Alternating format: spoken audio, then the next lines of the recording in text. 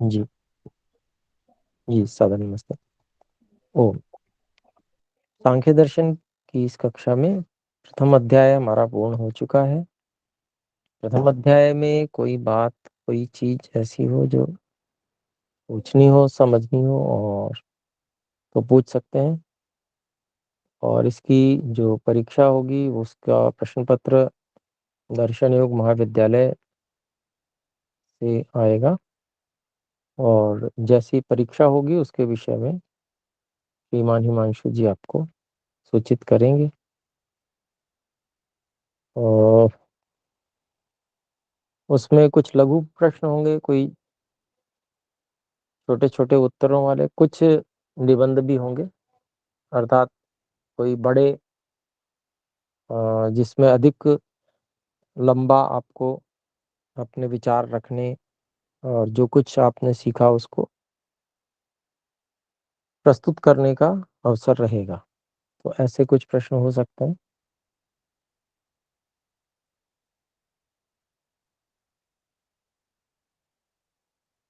तो पिछले अध्याय की तैयारी, यानी कि अध्याय 1 की तैयारी हम में से जो कर चुके हैं अथवा जिनकी चल रही है तैयारी, तो और कोई उसमें से शंका हो तो पूछ सकते हैं।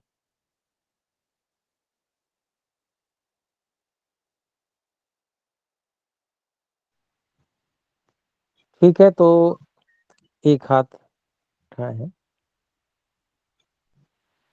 जी, 2 हाथ उठे हैं। आचार्य प्रकाश, जी। जी जी जी, हाँ, बोले। आचार्य जी, ये परीक्षा के पहले एक छोटा सा टेस्ट होता तो अच्छा रहता कि जिसके हम मार्क काउंट ना हो, लेकिन पता चलता कि किस प्रकार के प्रश्न होंगे या कैसे उसमें अप्रोच करना है। हाँ जी, ठीक है जी, इसके लिए प्रयास कर लेंगे इस विषय में भी। जी, प्रीति जी, आप बोले। नमस्ते आचार्य जी। नमस्ते ये जी। पूछना था कि ये जो प्रश्न आएंगे उनका जवाब संस्कृत में ही लिखना है या हिंदी में लिखना होगा? जी, हिंदी में लिख सकते हैं। संस्कृत में लिखना जी चाहें तो संस्कृत में भी लिख सकते हैं, हिंदी में भी लिख सकते हैं। जी, धन्यवाद आचार्य। जी, धन्यवाद। और बीच बीच में जैसे जो भाष्य या सूत्र में आई हुई चीजें हैं उनको संस्कृत भाषा में ही उनका कोटेशन दे सकते हैं। जी वो जी भी वो भी कर सकते हैं। उसमें कुछ आप हम जैसे याद कर लेते हैं ना, कुछ चीजें सूत्र याद कर लेते हैं कुछ, और जी। उद्धरण जो कहते हैं उनको उद्धरण दे सकते हैं उसमें। अगर हिंदी में लिखेंगे बीच में कोटेशन के तौर पे लिख सकते हैं कोई सूत्र वगैरह। जी जी जी। और जो चाहेंगे पूरी तरह से संस्कृत में लिखना तो वो भी लिख सकते हैं, उसमें भी कोई मना नहीं है। अच्छी बात है।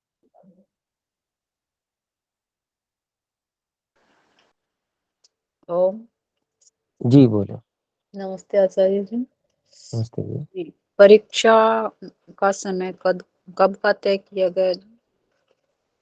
इस बारे में हिमांशु जी आपको सूचना दे देंगे ग्रुप में। तो अभी कुछ समय शायद है उसमें, तब तक हम दूसरे अध्याय को आरंभ कर लेंगे। जी आचार्य, धन्यवाद। जी, धन्यवाद।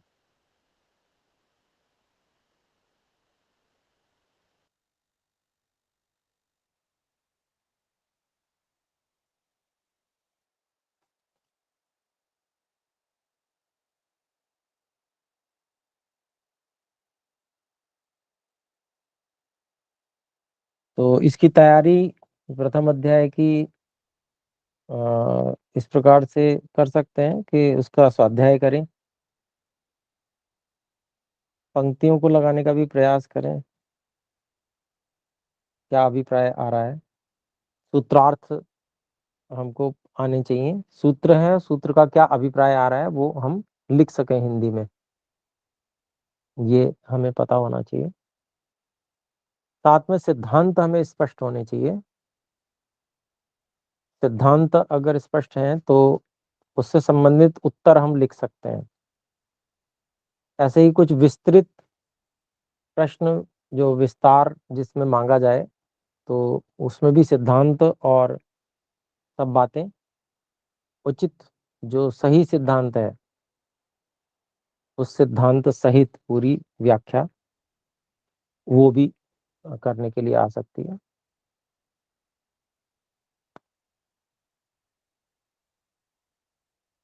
तो इसी तरह से तैयारी हम कर सकते हैं। उदाहरण के लिए जैसे एक सूत्र है, सत्व रजस तमसाम साम्यावस्था प्रकृति ही प्रकृतेर महान इत्यादि। ये लंबा सूत्र है और इसकी व्याख्या भी लंबी है। इसको हम अपने शब्दों में किस प्रकार से समझा सकते हैं। ऐसे ही कुछ प्रकरण चलते हैं, उन प्रकरणों, कौन कौन से प्रकरण हैं, क्या क्या चर्चा चली हुई है, उनका हम संग्रह कर सकते हैं कि कुल मिला के प्रथम अध्याय में इतनी बातें, इतने प्रकरण चले हैं जिनका इस प्रकरण में इतने सूत्र हैं, इस प्रकरण में इतने सूत्र हैं। इस तरह से भी हम उसको देख सकते हैं। और किस किस मतलब किस किस तरह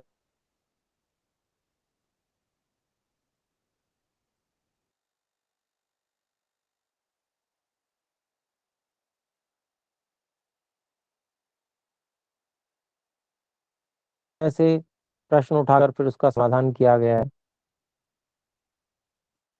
उनमें क्या क्या प्रश्न उत्तर किए गए हैं, प्रश्नों का समाधान किस तरह से किया गया है महर्षि कपिल जी के द्वारा, सूत्रों के द्वारा। तो ये तैयारी का ढंग है, इसको इस तरह से हम तैयारी कर सकते हैं। गुरु और जी। भाष्य बहुत लंबा नहीं है, भाष्य बहुत संक्षिप्त है, और लेकिन फिर भी समझाया गया है, समझा के लिखा है स्वामी ब्रह्ममुनि ने, काफी कुछ स्पष्ट किया है। जी बोले डॉक्टर रूपल जी। मैं पूछ रही थी, ये एग्जाम ऑनलाइन होगा क्या गुरु जी? हाँ जी, ऑनलाइन ही होगा जी। जी जी। तो मतलब उसी टाइम पीरियड में एक फिक्स टाइम पीरियड दे देंगे लाइव, या जैसे, क्योंकि ये तो डिस्क्रिप्टिव है ना, तो किस तरीके से होगा फिर? वो सारा विवरण दिया जाएगा, क्योंकि देखिए प्रथम अनुभव है हमारा भी परीक्षा लेने का इस दर्शनों के विषय में। जी तो थोड़ा सा उसमें जैसा बन सकेगा उसको हाँ बता दिया जाएगा। ठीक है गुरु जी। ओम जी।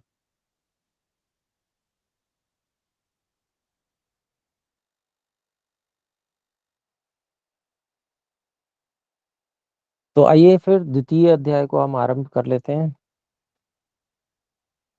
द्वितीय अध्याय में प्रथम सूत्र है, विमुक्त मोक्षार्थम स्वार्थम वा प्रधानस्य। कोई बात रह गई है अगर तो बोल सकते हैं, एक हाथ और उठाए, बोले। जी आचार्य जी, पीडीएफ नहीं है द्वितीय अध्याय की। ग्रुप में भेजी गई है जी, आप वहां से डाउनलोड कर सकते हैं। जी जी, पहले ही भेज दी गई थी कई दिनों पहले। देख लीजिए। जी जी देख लीजिए।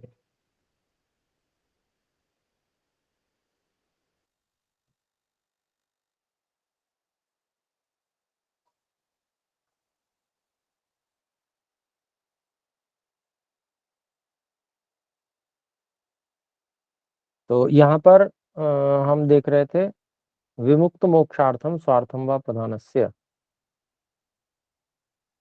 ये सूत्र है और इसका अभिप्राय है, विरक्त को मोक्ष और अविरक्त को भोग देने के लिए प्रकृति का कर्तृत्व है। तो यहाँ पर प्रकृति का कर्तृत्व कहा गया है, वो प्रकृति का कर्तृत्व शरीर सहित नहीं, क्षम्यता, ईश्वर सहित समझना चाहिए। क्योंकि प्रकृति तो जड़ है, प्रकृति का तो अपना कोई कर्तृत्व नहीं हो सकता, लेकिन फिर भी विकल्प वृत्ति के रूप में कथन होता है। कर्तृत्व वास्तव में ईश्वर का ही है, लेकिन फिर भी प्रकृति से कथन किया जाता है, क्योंकि प्रकृति माध्यम तो बनी रही है।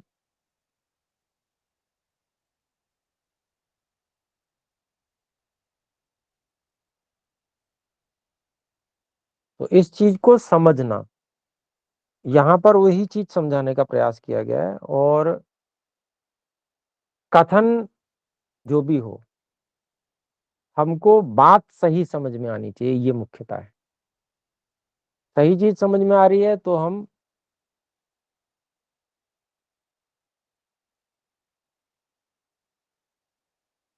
सिद्धांततः गलत नहीं होंगे, सही सिद्धांत हम समझते रह जाएंगे और व्यवहार भी हो जाएगा। क्योंकि व्यवहार ऐसा होता है,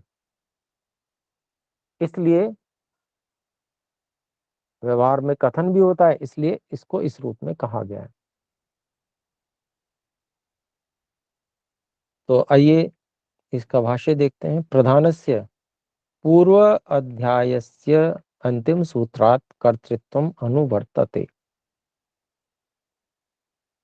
पूर्व अध्याय के अंतिम सूत्र से कर्तृत्व, यह इसकी अनुवृत्ति ली जा रही है। प्रधानस्य अर्थात प्रकृत्याख्यस्य अव्यक्तस्य कर्तृत्वम खलु। प्रधान का अर्थात प्रकृति नामक जो अव्यक्त है, उसका जो कर्तृत्व है वह निश्चय से विमुक्त मोक्षार्थम, विमुक्त शब्दोऽत्र विरक्तार्थः। विमुक्त शब्द यहाँ विरक्त अर्थ में है। और यहाँ अगर विमुक्त हम कह भी रहे हैं तो कोई तब भी बाधा नहीं है। जैसे हम कह देते हैं भाई कहाँ जा रहे हो, तो आटा पिसाने। आटा तो पिसे हुए का नाम है, फिर क्या पिसाने जा रहे हो। अभिप्राय क्या है, आटे के रूप में बदलवाने जा रहे हैं गेहूं को। इसी तरह से विमुक्त मोक्षार्थम, यानी कि जो मुक्ति चाहता है उसको विमुक्त, यूं इस रूप में विरक्त कह सकते हैं, कहा गया है। तो कथन की दृष्टि से कोई त्रुटि नहीं है, ऐसा प्रयोग होता भी है और उसको सही ही समझा जाता है, कोई इस पर शंका नहीं करता। तो ऐसे ही यहाँ पर हम सही समझ भी सकते हैं और यहाँ पर स्पष्टीकरण भी कर दिया है स्वामी जी ने, स्वामी ब्रह्ममुनि जी ने। विमुक्त शब्दों अत्र विरक्तार्थ है। जो विमुक्त शब्द है वह विरक्त इस अर्थ में है। यद्वा सूत्र पाठो विरक्त एव स्यात्, या फिर ऐसा हम समझ सकते हैं कि जो है सूत्र पाठ ही विरक्त हो। उत्तर सूत्रे विरक्त शब्दम आदाय विचार प्रसंगात। अगले आने वाले सूत्र में विरक्त शब्द को लेकर विचार का प्रसंग होने से, तथा विरक्त व्यवहार प्रदर्शनात्, और विरक्त का व्यवहार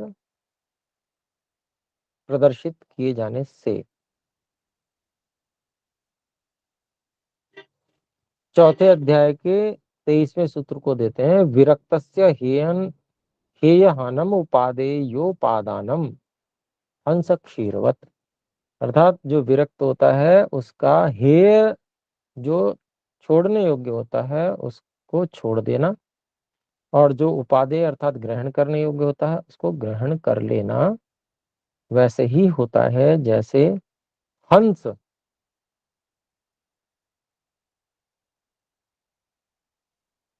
दूध का ग्रहण करता है। दूध उसके लिए ग्राह्य है, इसलिए दूध का ग्रहण करता है। पानी को छोड़ देता है, वो उसके लिए उपादेय नहीं है, ग्राह्य नहीं है। इसलिए तो वो उदाहरण दिया गया। ऐसा उदाहरण लोक में प्रचलित है। लोक में सब लोग जानते हैं कि हंस के विषय में ये प्रसिद्ध है कि हंस इस प्रकार से करता है कि दूध दूध पी लेता है, पानी पानी छोड़ देता है। तो इसीलिए वो उदाहरण सांख्य दर्शन में भी दिया गया।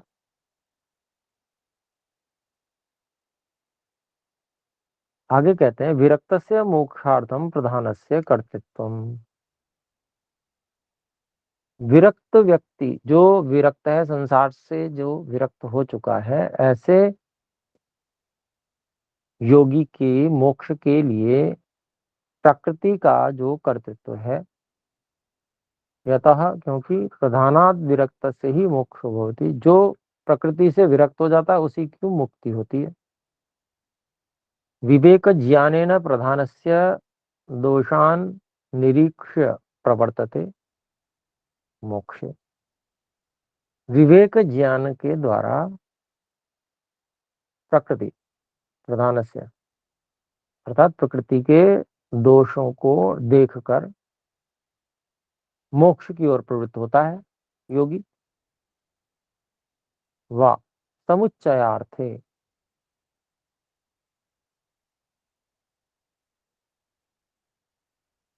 जो वा शब्द है वो समुच्चय अर्थ में है। अथ च, तो उसका अर्थ क्या किया, और स्वार्थम,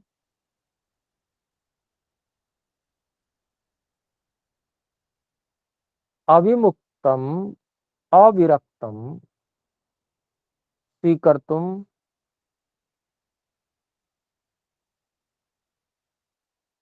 स्वं प्रति आकर्षितुम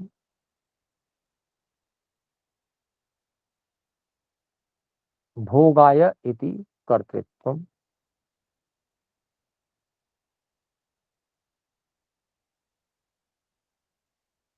तो और भी क्या है, स्वार्थम, स्वार्थम को खोला, जो अविमुक्त अर्थात अविरक्त, जो विरक्त नहीं है,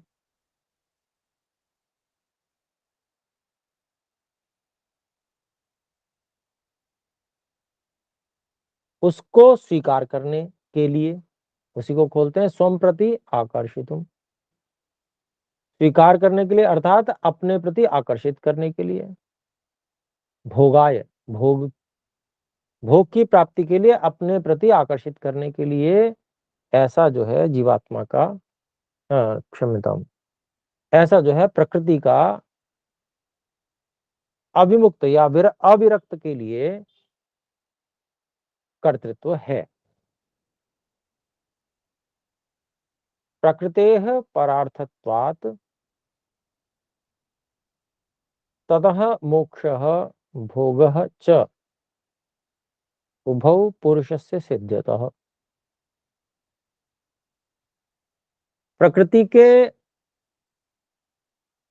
परार्थ होने से, दूसरे अर्थात जीवात्मा के लिए होने से, उस प्रकृति से, ततः उस प्रकृति से, मोक्ष भोगः च, मोक्ष और भोग, उभौ दोनों ही पुरुष से सिद्धतः, पुरुष के लिए दोनों ही चीजें सिद्ध होती हैं। तथा च अत्र उच्यते, और ऐसा यहाँ कहा भी गया है, ततः प्रकृतेः संघत परार्थत्वात् पुरुषस्य, ततः प्रकृतेः,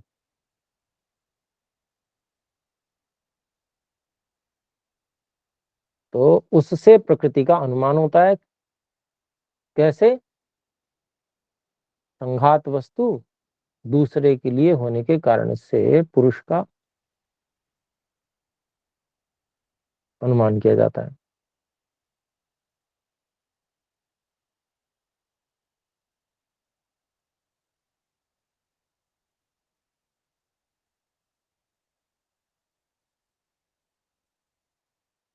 तो इस कारण से प्रकृति के संघात और दूसरे के लिए होने के कारण से, प्रकृति के संघात और दूसरे के लिए होने के कारण से पुरुष की सिद्धि होती है।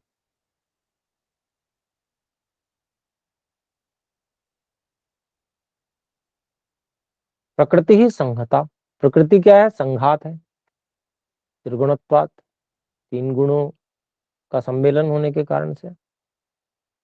साचा परार्था, और वो ऐसी जो संघात है वो क्या है, पर के लिए है, दूसरे के लिए, उसी को खोला पुरुषार्थ अर्थात पुरुष के लिए।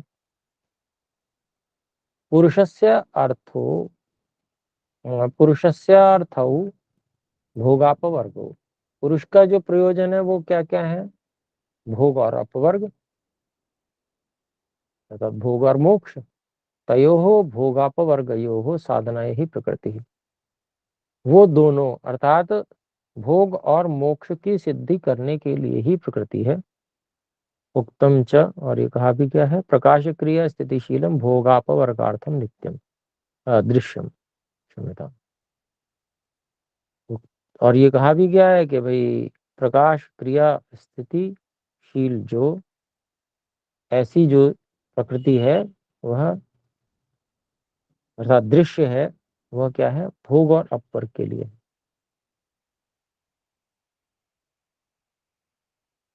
दो प्रयोजन है, भोग और अपवर्ग, भोग और मोक्ष।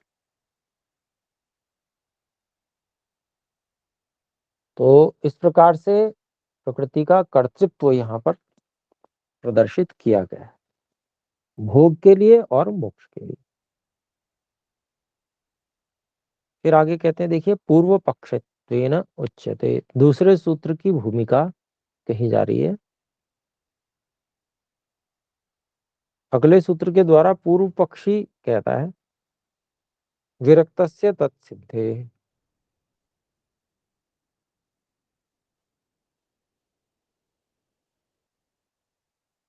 तो विरक्त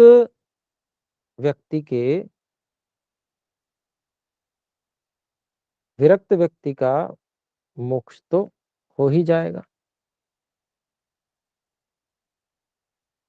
इसमें कर्तृत्व कैसा प्रकृति का?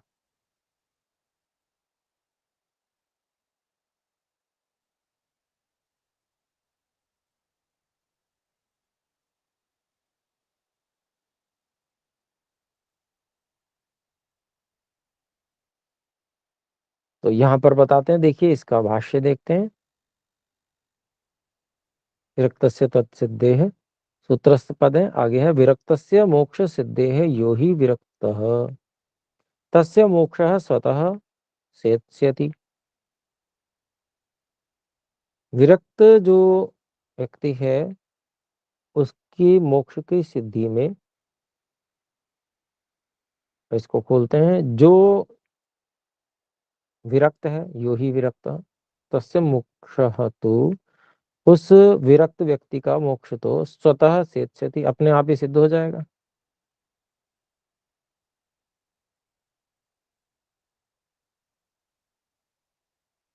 कथम उच्यते विरक्तस्य मोक्षार्थम प्रधानस्य कर्तृत्वम्, तो जब उसका अपने आप ही मोक्ष हो जाएगा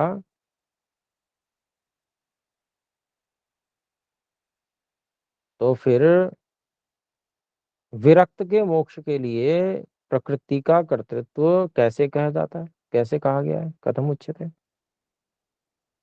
आगे कहता है भवतु खलु अविरक्तस्य भोगार्थम प्रधानस्य कर्तृत्वम्। चलो ये तो मान लिया कि जो अविरक्त है उसके भोग के लिए तो प्रधान का कर्तृत्व है, वो अपना स्वरूप प्रदर्शन करती है, प्रकृति उसको ललचाती है अपनी ओर। तो ये कर्तृत्व तो चलो मान लिया, लेकिन विरक्त से, न तो विरक्त से मोक्षार्थम, लेकिन विरक्त के मोक्ष के लिए नहीं मानते, ये पूर्व पक्षी कहता है। समाधत्ते, इसका समाधान करते हैं।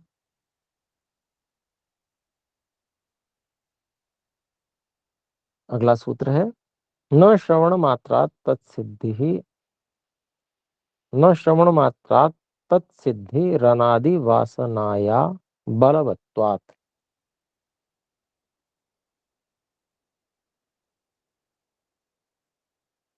केवल उपदेश सुन लेने मात्र से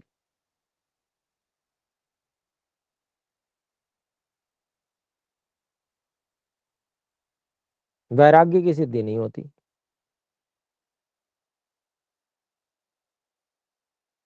अनादिकाल की वासना के बलवान होने के कारण से, अनादिकाल के जो संस्कार हैं उनके बलवान होने से, भोग के संस्कार बहुत लंबे हैं, बहुत बलवान है,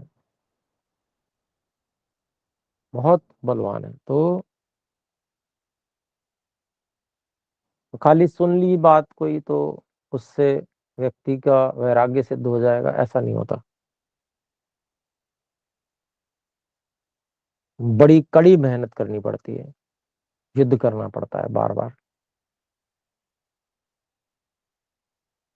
विजय के लिए प्रयासरत रहना होता है। अपने आप वो हो जाता हो ऐसा कुछ भी नहीं है। एक एक कदम स्वयं ही आगे बढ़ाना होता है, स्वयं ही अपने कुसंस्कारों को परास्त करने के लिए योजनाबद्ध ढंग से प्रयास करना होता है। अंदर ही अंदर के कार्य हैं, अंदर की योजना होती है व्यक्ति की, इसलिए बाहर पता नहीं चलता।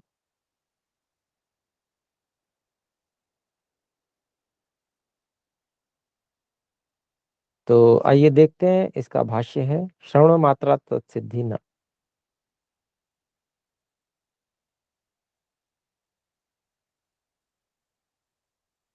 प्रकृतेर दोष श्रवण मात्रात एव मोक्ष सिद्धि विरक्तत्व सिद्धि न भवति। कहते हैं कि प्रकृति के दोष सुन लेने मात्र से ही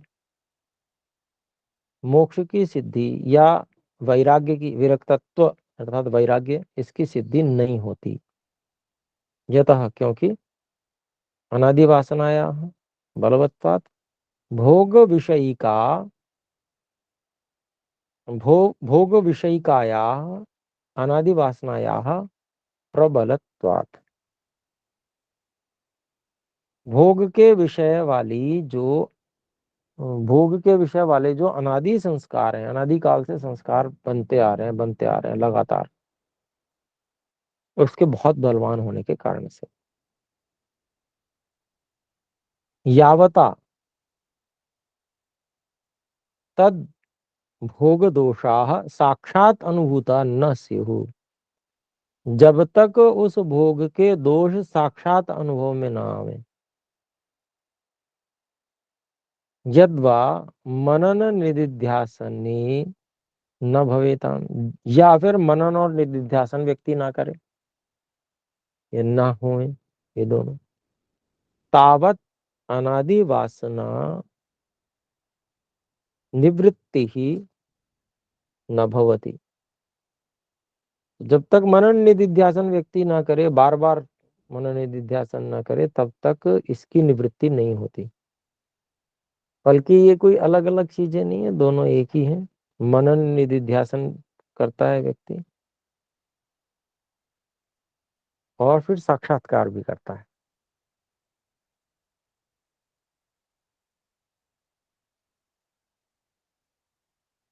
वो जो साक्षात्कार होता है वो बहुत प्रबल होता है। साक्षात्कार जो है इतना प्रबल होता है कि वो वासनाओं को काट देता है।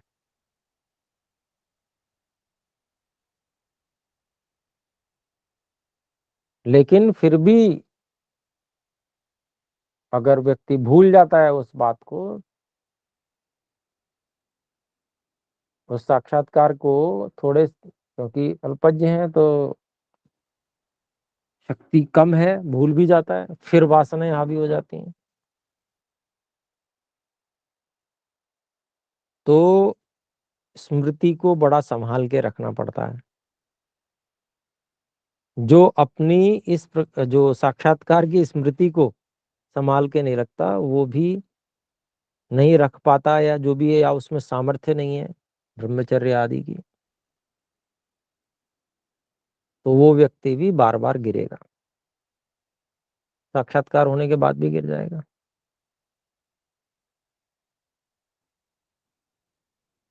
तो यहाँ पर चलिए, ये तो बात हमने की।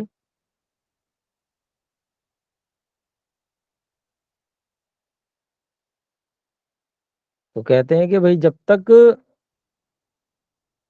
साक्षात अनुभूत ना हो जाए वो दोष,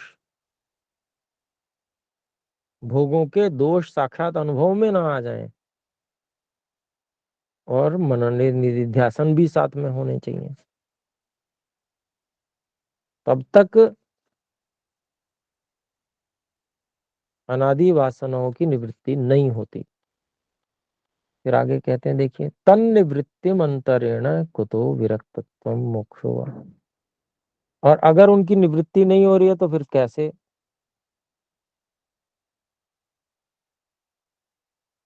उनकी निवृत्ति के बिना कैसे जो है वैराग्य मिलेगा, कैसे मोक्ष होगा, कैसे संभव होगा। तदेतत् कृत्यम विवेकतः प्रधानम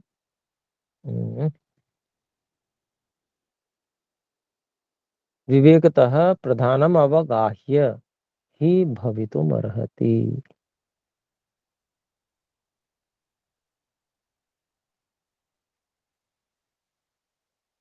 तो कहते हैं कि वह यह जो वैराग्य है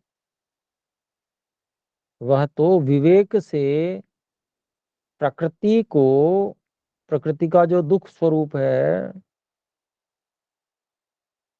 उसका परीक्षण करके, निरीक्षण करके, उसमें डुबकी लगा के, अवगाह्य मतलब डुबकी लगा कर, विवेक पूर्वक, विवेक से उसको देखते हुए,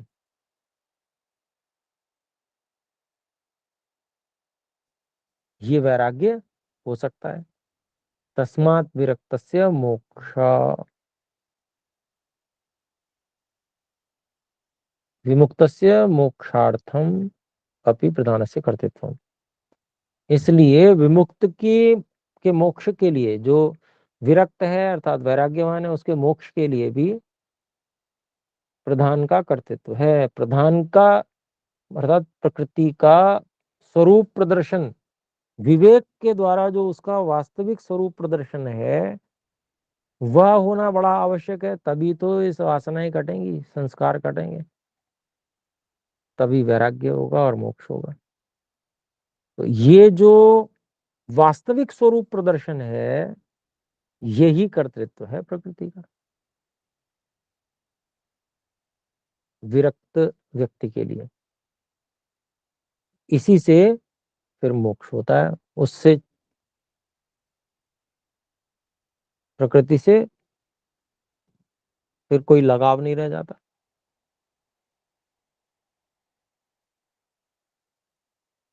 तो आगे देखते हैं, तथा च प्रकृतेः एतत् कृत्यम। और जो प्रकृति का इस प्रकार का कार्य, जो कर्तृत्व है, बहुभृत्यवत् वा प्रत्येकम। तो कहते हैं कि बहुत से सेवकों वाली जो सरकार है या मालिक है, बहुत से सेवकों वाले मालिक के समान प्रकृति का प्रत्येक विरक्त और अविरक्त सभी के प्रति भोग और अपवर्ग प्रदान करना, ये कर्तृत्व है प्रत्येक के प्रति, प्रत्येकम।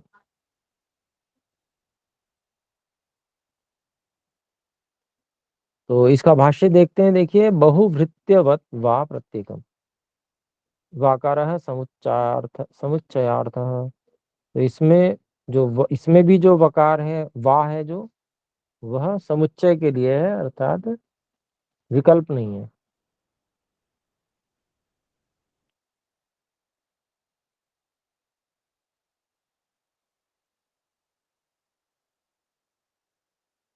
आगे कहते हैं, बहुभृत्यवच्च प्रधानस्य कर्तृत्वम्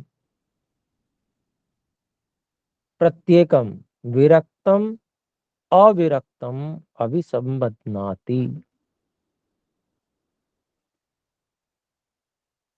बहुत सारे नौकर वाले मालिक के समान प्रकृति का जो कर्तृत्व है वो प्रत्येक विरक्त और अविरक्त दोनों के साथ में संबंधित हो जाता है, प्रकृति का कर्तृत्व। अब उसका उदाहरण देते हैं, यथा कश्चित बहुभृत्यवान स्वामी। जैसे कोई बहुत सारे नौकरों वाला स्वामी भवती होता है, स सेवायाम प्रवृत्तान, वह जो सेवा में प्रवृत्त हैं, कांश्चित वेतनेन विवर्ति, कुछ अपने नौकरों को तो वेतन से उनका पालन करता है,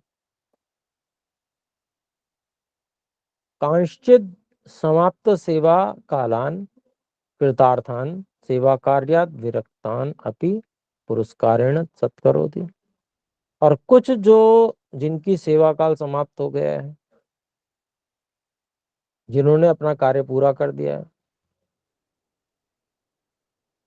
और या जो सेवा कार्य से विरक्त हो गए, ऐसे लोगों को पुरस्कार आदि से सत्कार करता है कि आपने बहुत समय तक, लंबे समय तक सेवा दी, तो ये आपका पुरस्कार है। फिर आगे कहते हैं सेवा कार्यात विरक्तौ प्रति तस्य पुरस्कार वेतन प्रदानाभ्याम सत्कार सत्करण भरण कर्तृत्वम भवति।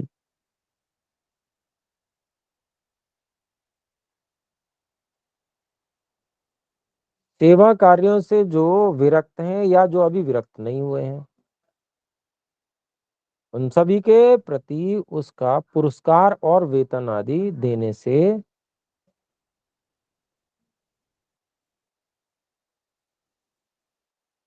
सत्कार करना और उनका भरण पोषण करने का कर्तृत्व होता है।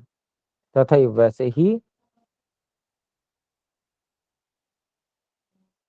विरक्ता विरक्तों प्रति, विरक्त और अविरक्त दोनों के प्रति प्रधान से प्रधान का मोक्ष भोग प्रदानाभ्याम, मोक्ष और भोग प्रदान करने से कर्तृत्वमस्ति, कर्तृत्व है।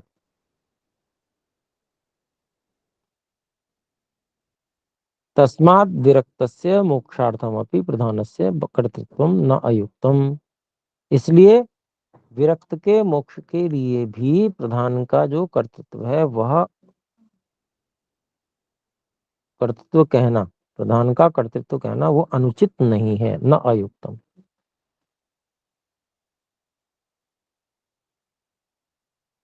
तो यहाँ उदाहरण से समझाया गया, समझाने का प्रयास किया है उदाहरण देकर।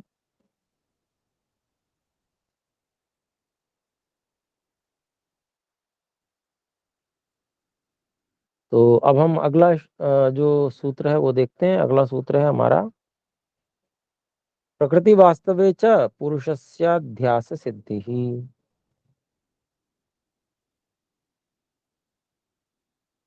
इससे पहले जो भूमिका है उसमें कहते हैं अत्र पूर्व पक्षत्वेन उच्यते। यहाँ पर जो है पूर्व पक्षी के द्वारा कहलाया जाता है ये सूत्र।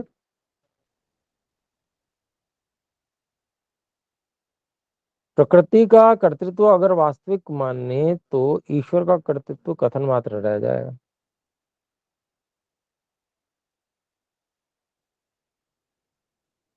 प्रकृति सब कुछ कर लेगी, फिर ईश्वर के कर की जरूरत क्या है? कथन मात्र का है ईश्वर ऐसा। तो आइए इसको भाष्य देखते हैं। प्रकृति वास्तविक विरक्तस्य मोक्षार्थम अविरक्तस्य भोगार्थम कर्तृत्वम। विरक्त के मोक्ष के लिए और अविरक्त के भोग के लिए जो कर्तृत्व है, प्रकृति का कर्तृत्व है।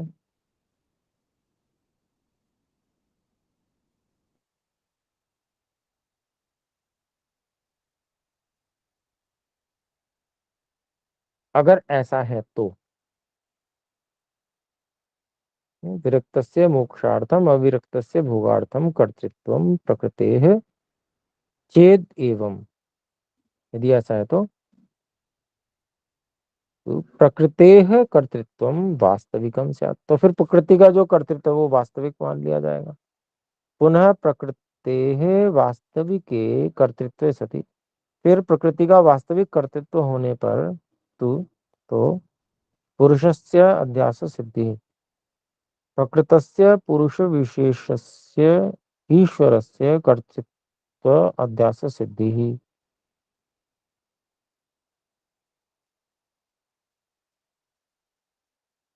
जो प्रकरणस्थ प्रकृति का अगर वास्तविक कर्तृत्व कर्तृत्व मान लें तो जो प्रकरणस्थ पुरुष विशेष ईश्वर है उसका जो कर्तृत्व है,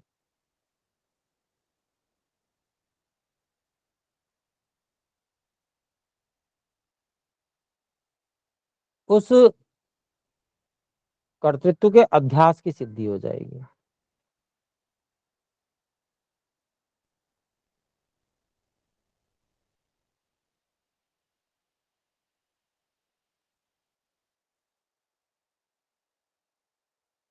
अर्थात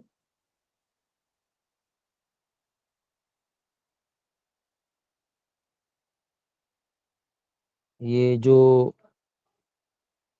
ईश्वर का कर्तृत्व है वो केवल नाम मात्र का रह जाएगा, यानी कि वो केवल उसको कहें कि वास्तविक कर्तृत्व प्रकृति का मान लिया जाएगा, और पुरुष का जो है नाम मात्र, खाली दिखाने मात्र का।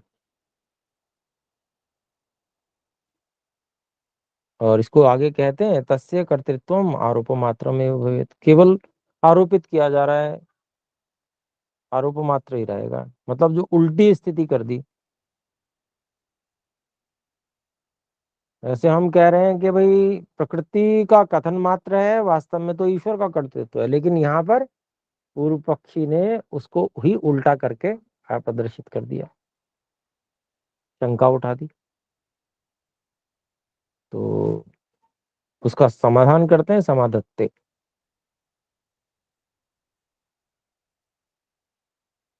छठे सूत्र में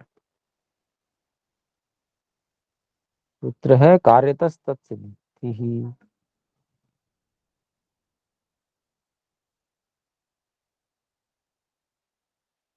तो जगत रूप जो कार्य है उसको बनाने से ईश्वर के वास्तविक कर्तृत्व की सिद्धि होती है। ईश्वर का कर्तृत्व अध्यास अर्थात गौण नहीं है।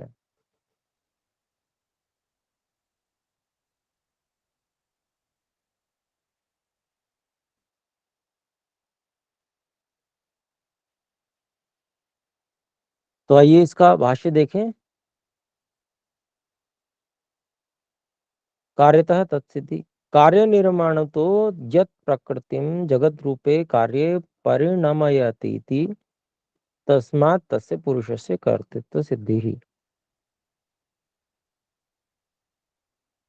तो कहते हैं कि कार्य निर्माणतः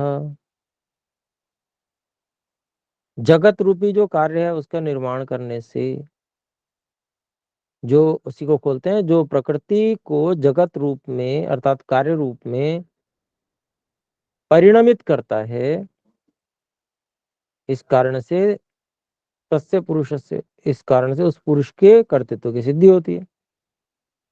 अतः न अध्यास मात्रम पुरुषस्य कर्तृत्व, इसलिए केवल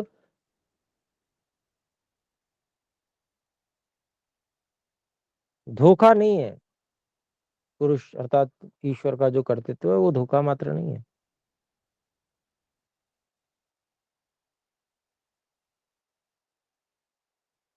उक्तम ही यत्र स ही सर्वविद सर्वकर्ता, और ये यहाँ कहा भी गया है सांख्य दर्शन में ही कि वह परमात्मा सब कुछ जानने वाला और सब कुछ करने वाला है।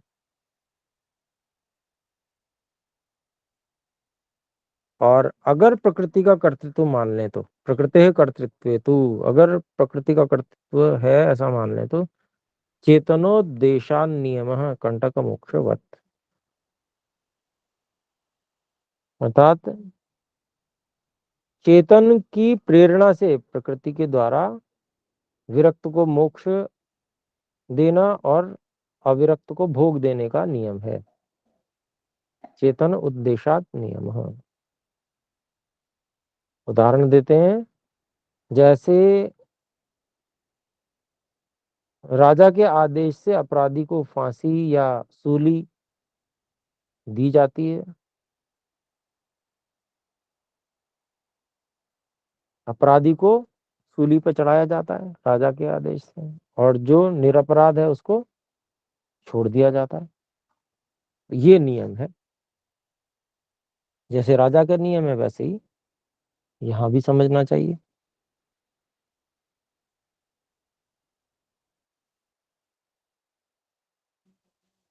तो भाष्य देखते हैं। चेतनोद्देशात नियम, ये सूत्रस्थ पद है। विरक्तस्य मोक्षार्थे अविरक्तस्य भोगार्थे प्रकृतेः कर्तृत्वे चेतनोद्देशात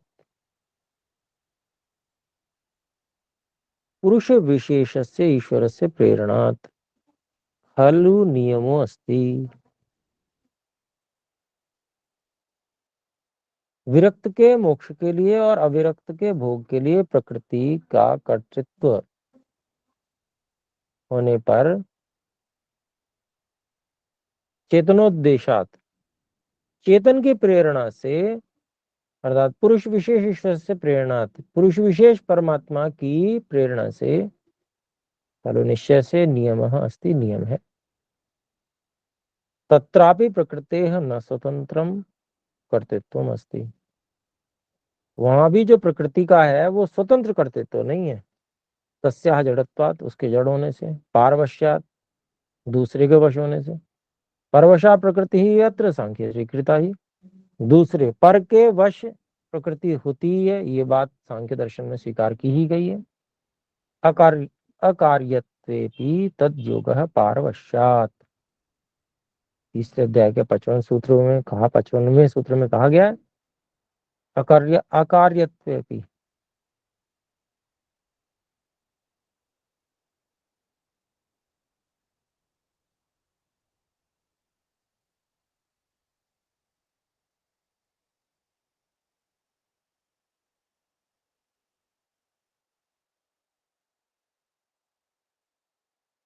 तो अकार्यत्वेपि, जो प्रकृति है वो कार्य नहीं होती उस समय मूल अवस्था में, लेकिन तद्योगः, उसको कार्य रूप में परिणमित कर दिया जाता है।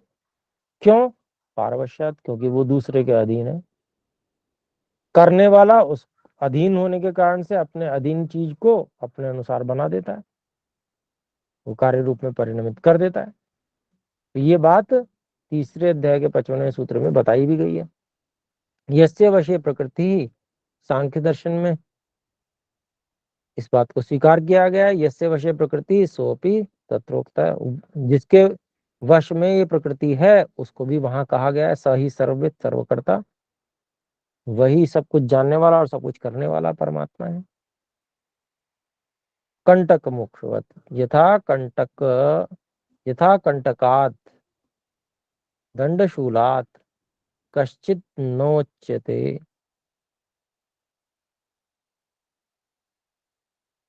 कश्चित् मोच्यते कश्चित् न इति राजप्रेरणम तत्र नियमः।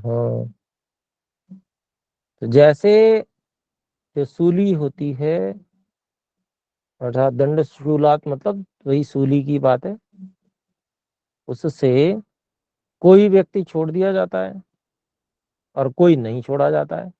राजा की जो प्रेरणा है वही नियम है। यहाँ पर राजा का जो आदेश है वही नियम है। तो चेतन के आदेश से सूली किसी को छोड़ देती है, किसी को पकड़ लेती है, ऐसा हम कह सकते हैं। लेकिन वहां प्रेरणा, चेतन की प्रेरणा अवश्य है। अन्य और भी बात कही, अन्य योगे भी तत्सिद्धि ही नांजस्ये नायो दाहवत।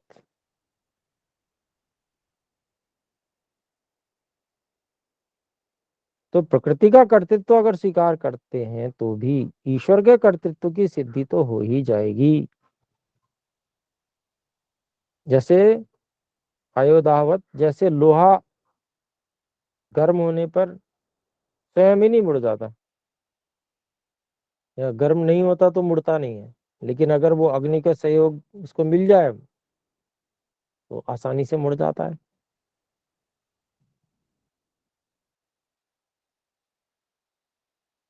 तो जो प्रकृति है वह स्वयं ही कुछ भी नहीं कर सकती, कोई भोग देना मोक्ष देना, ये तो ईश्वर की प्रेरणा से वह ऐसा करती है। मतलब प्रकृति तो उपकरण है, मुख्य कर्ता तो ईश्वर ही है। तो ये बात है यहाँ पर। इसका भाष्य देखते हैं। अन्य योगे भी तत्सिद्धि, चेतनात् पुरुषात् अन्यत प्रधानम, चेतन से पुरुष से जो भिन्न है वो कौन है? प्रधान है, प्रकृति है। प्रकृति वाक्यम अव्यक्तम, उसी को खोल दिया। वही प्रधान प्रकृति नामक जो अव्यक्त है उसी को यहाँ पर कह रहे हैं। वो चेतन पुरुष से अलग है ये प्रधान।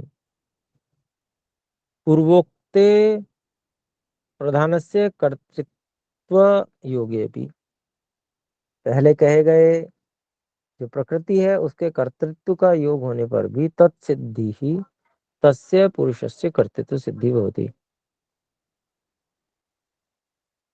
तो प्रकृति का कर्तृत्व मान लें अगर तो भी पुरुष के कर्तृत्व की सिद्धि तो होएगी ही। न आंजस्य ने यतो नांजस यतो नान्य न अन्य न अन्यस्य यतो न अन्यस्य अव्यक्त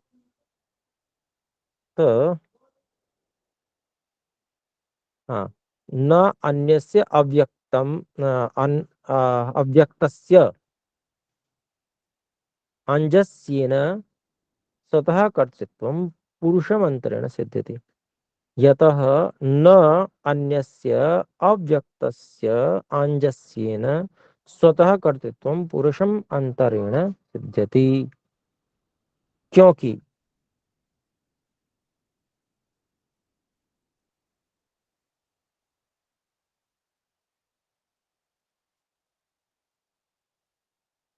अन्यस्य अव्यक्तस्य, जो चेतन से भिन्न अव्यक्त या प्रकृति है, आंजस्येन स्वतः ही उसका कर्तृत्व जो है बिना पुरुष के सिद्ध नहीं हो सकता। न आरंभ वाला यहाँ ले आए अन्वय करने में। तो स्वभाव से ही अपने आप ही जो प्रकृति का कर्तृत्व है वो बिना पुरुष के नहीं सिद्ध हो सकता। आयोदावत उदाहरण दिया, यथा अयसो लोहस्य दाहो न स्वतः। भाई लोहा नहीं जलाता कभी भी, जलाता कौन है तो अग्नि। लोहे में जो अग्नि बस जाती है वो जलाती। जैसे अयसह मतलब लोहे का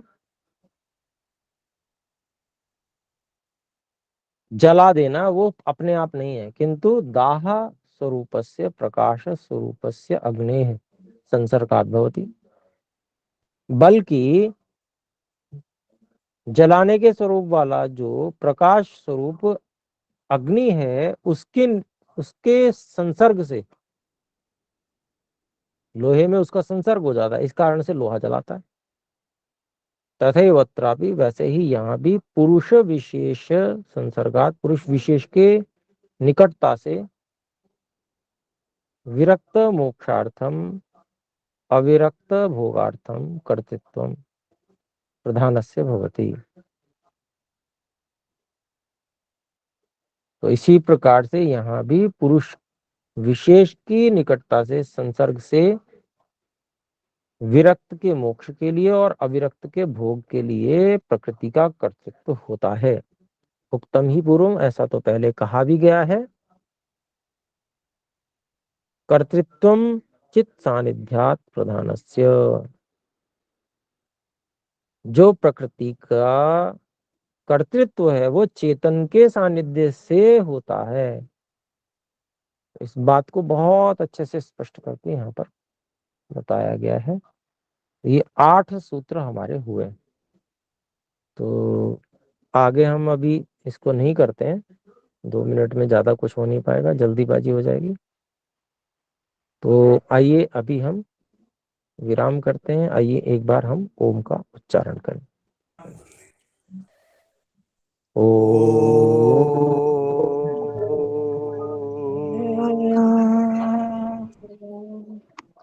नमस्ते सर्वभ्यो नमः। सभी नमो को नमः सादर नमस्ते आचार्य जी, जी। नमो नमो नमः सर्वभ्यो नमो नमः। नमः। नमस्ते जी। नमस्ते जी, नमस्ते।